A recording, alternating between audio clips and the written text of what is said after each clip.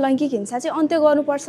अब के को प्रयोगबाट गर्ने भन्दा चाहिँ प्रविधिको प्रयोगबाट गर्ने हो। आज चाहिँ प्रविधिको प्रयोगले चाहिँ लैङ्गिक हिंसा चाहिँ बढिरहेछ, तर यसको सही प्रयोग गर्यो भने त लैङ्गिक हिंसा त रोक्न सकिन्छ।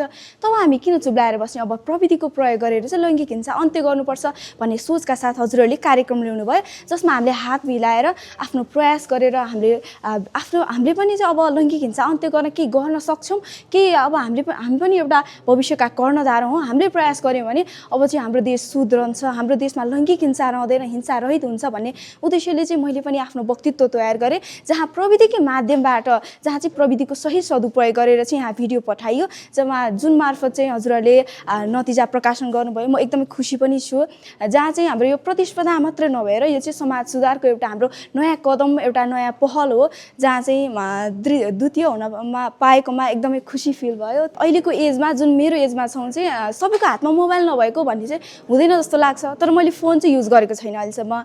तर मलाई के विश्वास छ भने यदि मैले फोन युज गरेँ भने मबाट गलत प्रयोग चाहिँ हुँदैन प्रविधिको।